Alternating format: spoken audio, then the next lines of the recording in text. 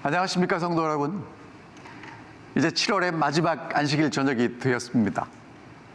한 달 동안 저희가 룻기를 통해서 우리를 향한 하나님의 구속의 계획과 그 하나님의 회복하시는 역사가 어떻게 이루어져 가는지를 살펴봅니다. 이제 오늘은 마지막 시간으로 제목이 이익인가 생명인가입니다. 자, 먼저 질문을 드리죠. 여러분, 우리는 끊임없이 많은 선택을 하고 살아갑니다. 선택을 할 때 기준을 어디다 두시나요? 우리가 선택할 때마다 우리의 선택의 기준이 무엇인가요? 자, 많은 기준이 있을 수 있지만 오늘 저는 이렇게 여러분들에게 여쭙고 싶습니다. 선택할 때마다 이것이 내게 유익한가? 굉장히 효율적인가? 내게 수익을 가져다 줄 것인가를 고민하시나요? 아니면 이것이 생명을 살리는가? 내가 책임을 지고 회복하는 하나님의 일에 동참하고 있는가? 여러분, 무엇을 가지고 고민하시면서 선택하십니까? 룻기 4장에는 하나님께서 우리를 회복시키시는 구속의 마지막이 소개되어 있는데요. 우리는 생명을 살리는 선택을 한 보아스를 통해서 하나님을 엿보게 되고 우리가 어떻게 살아가야 될지를 다시 한번 생각해 볼 수 있게 될 것입니다. 자, 첫 번째, 룻기 4장에는 성문의 거래가 나와요. 그럼 먼저 성문이 어떤 곳인지 여러분들에게 좀 설명을 드리도록 하겠습니다. 도시의 공공적인 재판을 하는 곳이 성문이었고요. 계약과 행정의 중심지였습니다. 특별히 누가 앉았냐면 장로와 지도자들, 그러니까 그 동네에서 영향력 있는 사람들이 앉아서 행정을 한다든지 재판을 하는 곳이 바로 성문이었습니다. 이곳에서 이제 보아스보다 더 가까운 기업 물을 사람이 함께 만나서 나누는 이야기가 4장의 전반부의 중심 스토리입니다. 자, 보아스가 첫 번째 성문에서 이제 그 기업 물을 나보다 가까운 친족을 만나서 제안하는 내용입니다. 보아스가 그 기업 물을 자에게 이르되 모압 지방에서 돌아온 나오미가 우리 형제 엘리멜렉의 소유지를 팔려 함으로 내가 여기 앉아있는 이들과 내 백성의 장로들 앞에서 그것을 사라고 내게 말하여 알게 하려 하였노라. 만일 내가 물으면 물으려니와 내가 만일 물으지 아니하려거든 내게 고하여 알게 하라. 내 다음은 나요 그 외에는 물을 자가 없느니라 하니 그가 이르되 내가 물으리라 하는지라. 자, 그럼 여러분 잘 아시지만 이 고엘 기업 물을 자가 무엇인지를 다시 한번 확인합니다. 첫 번째, 토지를 회복해줘요. 그러니까 가문에 잃어버린 토지, 뭐 빚이 있다든지 아니면 여러 가지 이유 때문에 잃어버린 것 다시 되찾아 주는데 그게 레위기 25장에 나오는 약속입니다. 그리고 가계, 족보를 이어줍니다. 대가 끊기지 않도록 결혼을 해서 후손을 낳고 이어주는 거예요. 여러분, 지금 이게 얼마나 중요한 내용이냐면 하나님이 아브라함에게 주신 약속이 땅 주신다고 그랬어요. 약속한 땅 주신다고 합니다. 그리고 아브라함에게 아들을 주시고 그 아들은 큰 민족이 되겠다고 하시는 거예요. 자, 그러니까 이 고엘의 책임은 하나님이 약속하신 그 땅이 회복됩니다. 그리고 하나님이 약속하신 그 자손이 다시 회복되고 이어져 가는 것입니다. 하나님은 오늘 여러분과 제게 무엇을 약속해 주셨냐 하면 예수 그리스도 안에서 새 하늘과 새 땅을 약속해 주셨습니다. 그리고 새 생명을 약속해 주셨습니다. 하나님이 우리에게 주실 수 있는 가장 큰 축복이 뭐냐면 땅과 생명이에요. 땅과 아들입니다. 그런데 이제 그것을 누가 회복해 줄 것인가? 고엘, 기업 물을 자가 회복시켜 준다는 것입니다. 그래서 이제 보아스는 자기보다 더 기업 물을 책임이 있는 사람에게, 친족에게 네가 물러라, 네가 갚아서 회복시켜주면 좋고 아니면 내가 하겠다라고 제안을 하죠. 자, 두 번째 제안입니다. 보아스가 두 번째 이렇게 제안을 해요. 보아스가 이르되 내가 나오미의 손에서 그 밭을 사는 날에 곧 죽은 자의 아내 모압 여인 룻에게서 사서 그 죽은 자의 기업을 그의 이름으로 세워야 할지니라. 자, 그러니까 첫 번째는 뭘 했냐면 땅 사라 이렇게 얘기를 했어요. 두 번째 보아스가 뭐라고 얘기했냐면 땅만 사는 게 아니라 이제 그 우리 친족 엘리멜렉의 아내 나오미가 살아 있고 그에게 이방 며느리 룻이 있는데 네가 그 땅을 살 거면 그 죽은 자의 기업도 다시 이어갈 아들까지 낳는 책임을 져야 된다라고 이제 제안하는 것입니다. 자, 그때 아무개가 계산기를 두드려요. 옛날이면 주판을 했을 수도 있고 머리가 좋으면 암산을 했을 수도 있겠지만 계산기를 두드립니다. 그리고 이제 이렇게 이야기하죠. 그 기업 물을 자가 이르되 나는 내 기업에 손해가 있을까 하여 나를 위하여 물으지 못하노니 내가 물을 것을 내가 물으라 나는 물으지 못하겠노라 하는지라. 뭐라고 대답하냐면 야, 땅 사는 건 정말 좋은 일인데 그 식구들까지 책임져야 되니 난 그건 못하겠어 라고 손익을 따져요. 그래서 이 거래는 땅을 사는 건 이익이 되지만 가족까지 책임지는 건 손해가 될 것 같으니 못하겠다고 대답을 합니다. 자, 그래서 이제 성문에서 언약이 세워져요. 7절 옛적에 이스라엘 중에 모든 것을 무르거나 교환하는 일을 확정하기 위하여 사람이 그의 신을 벗어 그의 이웃에게 주더니 이것이 이스라엘 중에 증명하는 전례가 되었습니다. 그래서 이제 기업 물을 자가 보아스에게 이르되 내가 너를 위하여 사라 하고 신발을 벗어 줍니다. 그러니까 여러분 그 시대에 신발을 벗어서 주는 건 소유권, 책임 모든 것을 넘기는 공적인 증거였다는 것이죠. 그러니까 이제 이 아무개가 왜 아무개라고 나올까요? 이름이 분명히 있었을 텐데 이 사람은 자기의 책임을 하지 않았기 때문에 수치스러운 그런 사람으로 여겨지는 겁니다. 그래서 이름이 아무개예요. 아무개가 야, 땅 사는 건 참 좋은 일인데 그 땅 목도 좋고 야, 그 땅 농사도 잘 되는 땅인데 식구들까지 책임지가 못하겠어. 그리고는 사람들이 보는 앞에서 신발을 벗어서 보아스에게 넘기죠. 이제 보아스가 성문에서 선포합니다.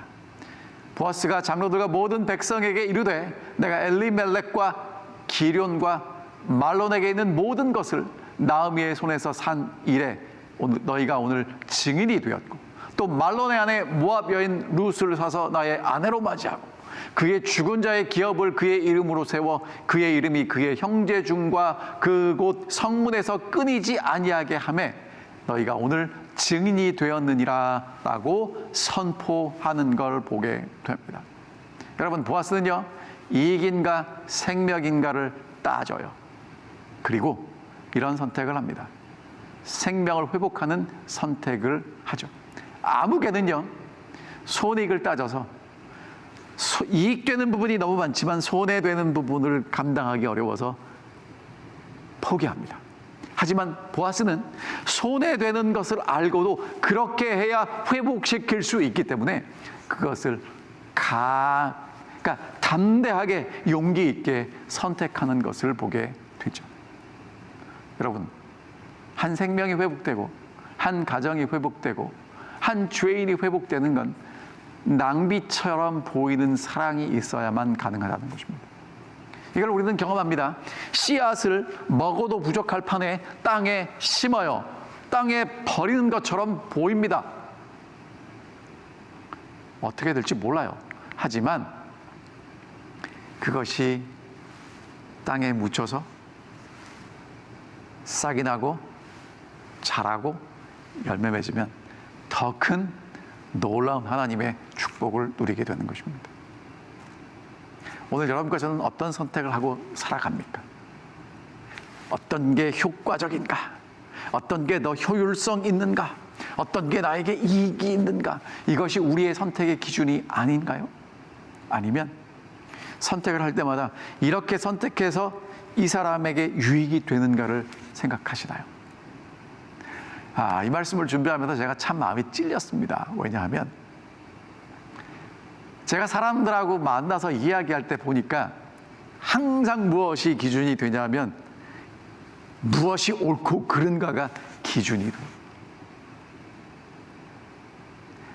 그런데 보아스를 보니까 옳고 그른 것, 유익되고 유익되지 않은 것 분명합니다. 하지만 보아스는 어떤 것이 사람을 살리는 것인가, 어떤 것이 하나님의 마음으로 그 사람을 대하는 것인가를 우리에게 보여주고 있는 것입니다.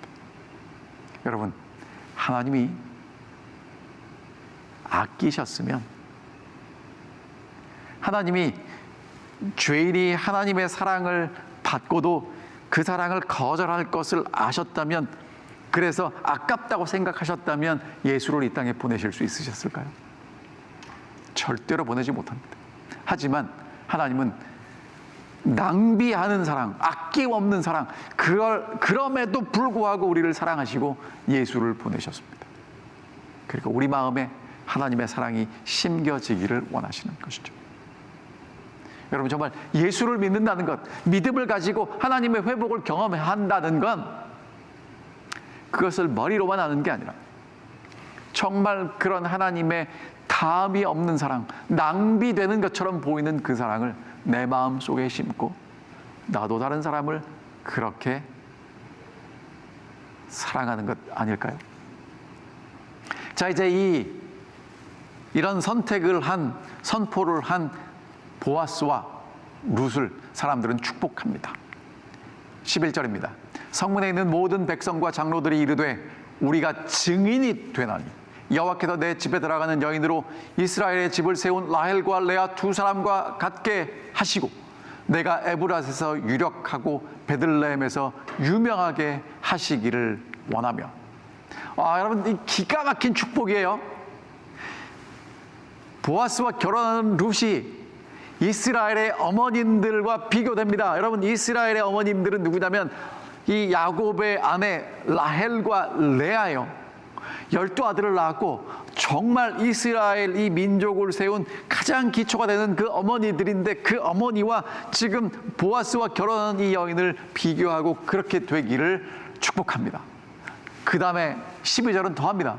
여호와께서 이 젊은 여자로 말미암아 내게 상속자를 주사 내 집이 다말이 유다에게 낳아준 베레스의 집 같게 하시기를 원하노라 하니라. 여러분, 12절을 보면 이 젊은 여자예요. 모압 여인 아니에요. 이방 여인 아니에요. 이제 이 공동체가 룻을 우리 공동체의 일원으로 받아줍니다. 더군다나 뭐라고 얘기하면 다말이 유다에게 낳아준 베레스. 여러분, 창세기 38장에서 우리는 참 안타까운 유다의 역사를 보게 돼요. 유다가 이방 여인과 결혼을 했고, 그리고 그의 며느리죠, 다말과 이제 있을 수 없는 일이 벌어지면서 아들 베레스를 낳아요. 손주인지 아들인지 어쨌든 그래서 대가 이어집니다. 하나님이 이 지정하신 예수 그리스도의 족보, 다윗의 족보에 그러한 일로 인해서 그 계보가 이어지는 것처럼 하나님께서 이 이방 여인 룻, 이 젊은 여인을 통해서 그렇게 이 가정의 족보가 이어지게 되기를 축복하는 것을 보게 되죠. 이제 하나님은 그들을 축복하십니다. 텅 빈 자리를 풍족하게 나갔는데 텅 비어서 돌아온 이 나오미를 어떻게 축복하시는지를 보겠습니다. 이에 보아스가 룻을 맞이하여 아내로 삼고 그에게 들어갔더니 여호와께서 그에게 임신하게 하심으로 그가 아들을 낳은지라. 여러분, 너무 당연한 것 같지만 이게 당연한 얘기가 아니에요. 자, 보아스가 신실하게 하나님의 약속을 이행했을 때 하나님이 그 가정에 축복을 주십니다. 뭐냐 하면 아들을 주신 거예요. 근데 여러분, 그 아들을 누가 낳냐면 룻이 낳아요. 룻은 이전에 결혼했지만 아들을 낳았다는 기록이 없습니다.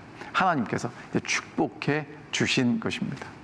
나오미에게 아들이 태어났다고 이야기합니다. 와, 여러분, 룻이 낳았는데 왜 나오미에게 태어났다고 했을까? 보세요. 생물학적인 아들은 아닌데 가문을 잇는 언약적인 법적인 상속자라는 것입니다.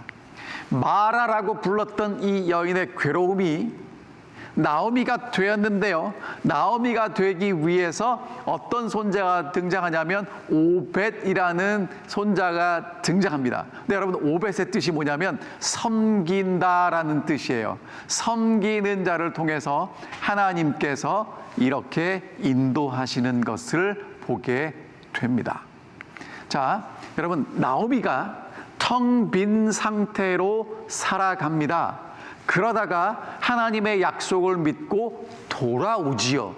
돌아온 나오미에게 하나님은 보아스를 허락하시고 보아스를 통해서 대를 이을 아들을 주시면서 이제 풍족하게 만드시는 것을 저희가 보게 됩니다.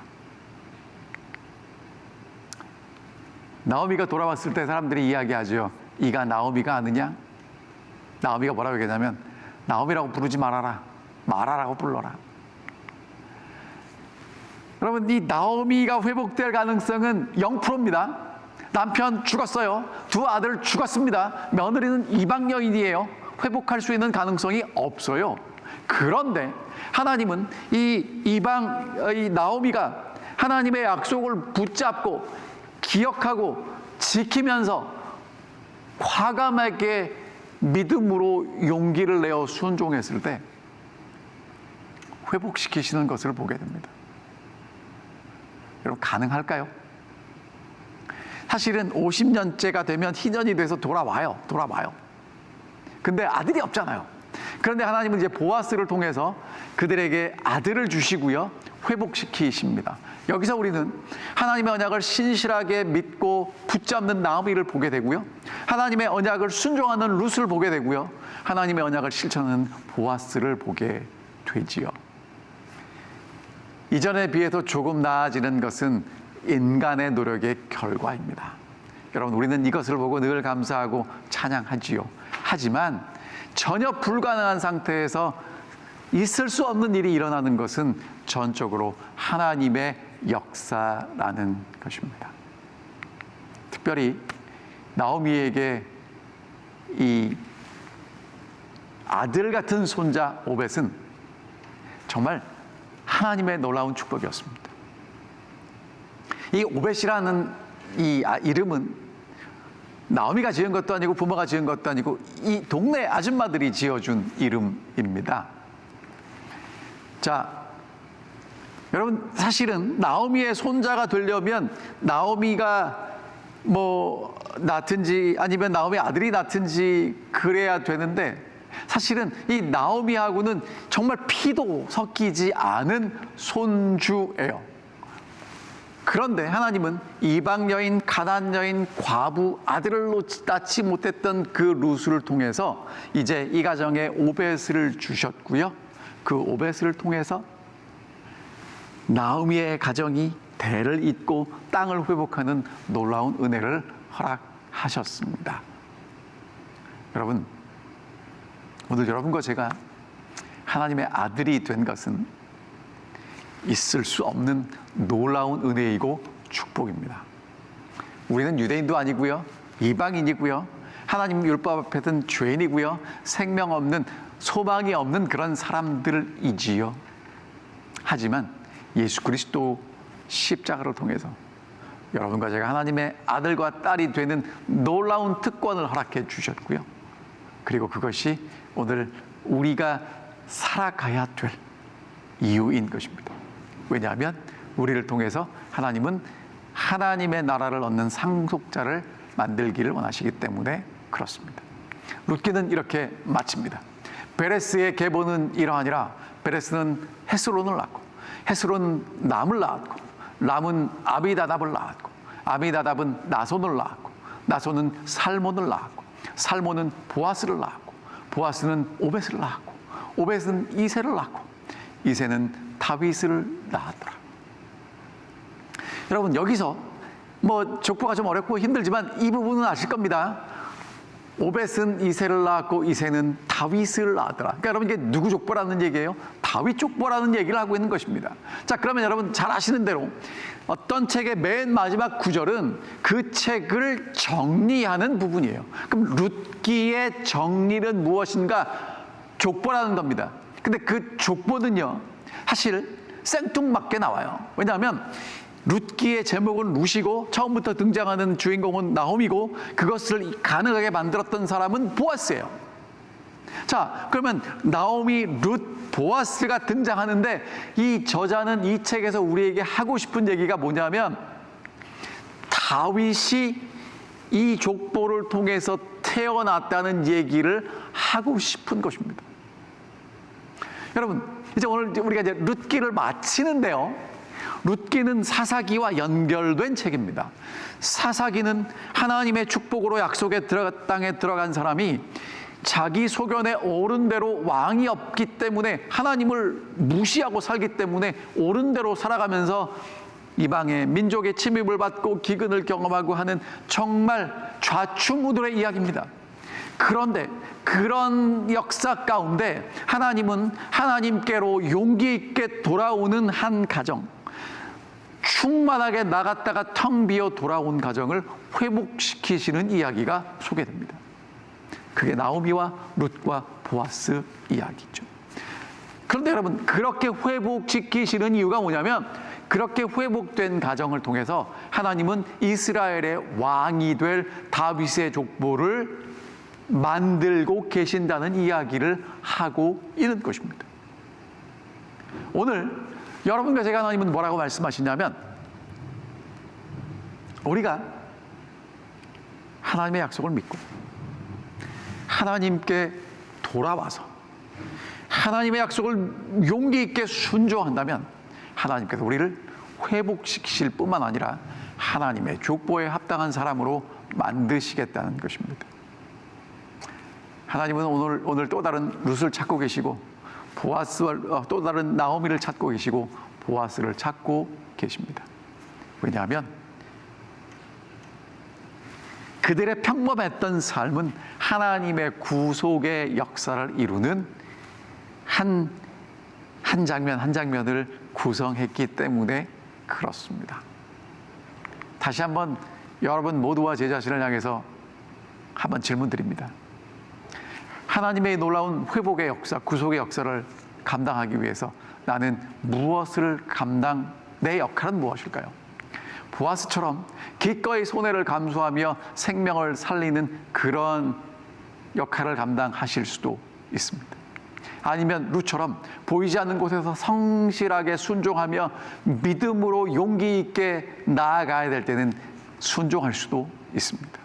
나오미처럼 아픈 마음을 넘어서 하나님의 약속에서 희망을 해석하는 지혜로운 사람이 될 수도 있습니다.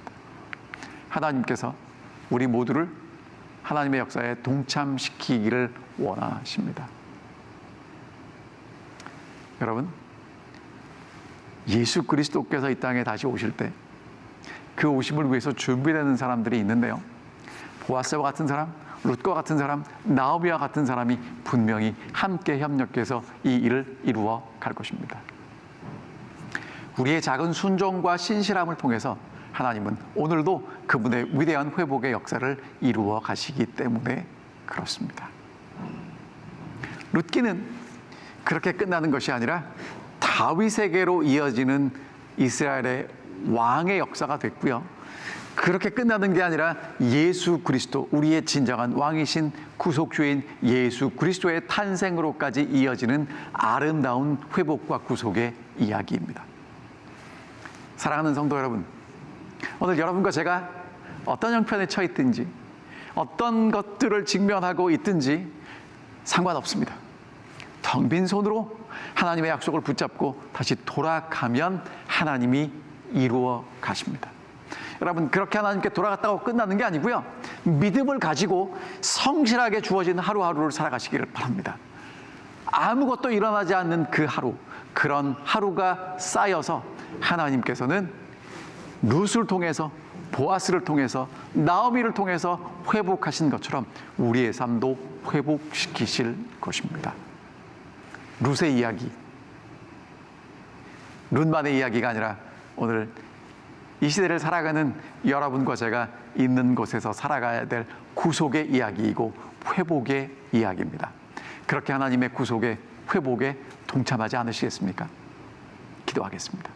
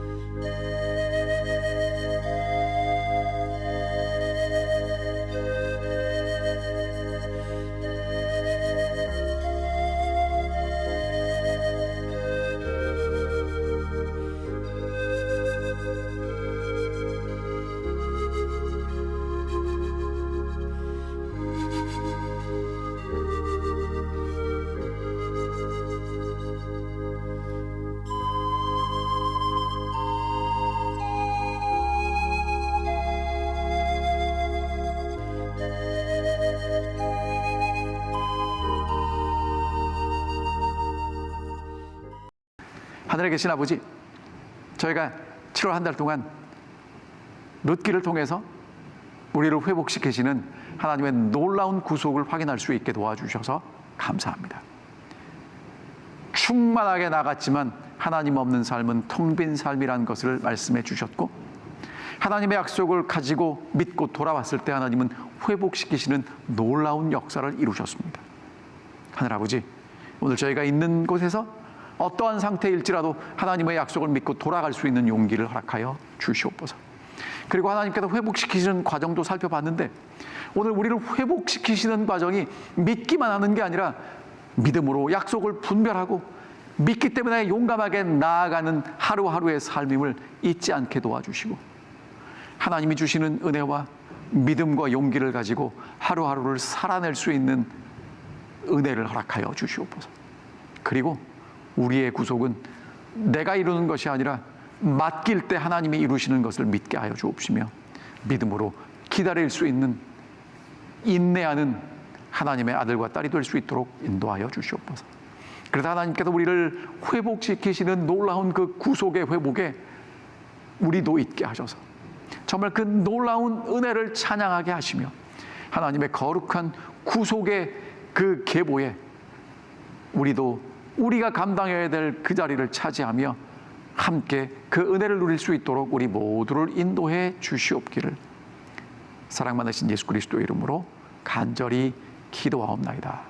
아멘.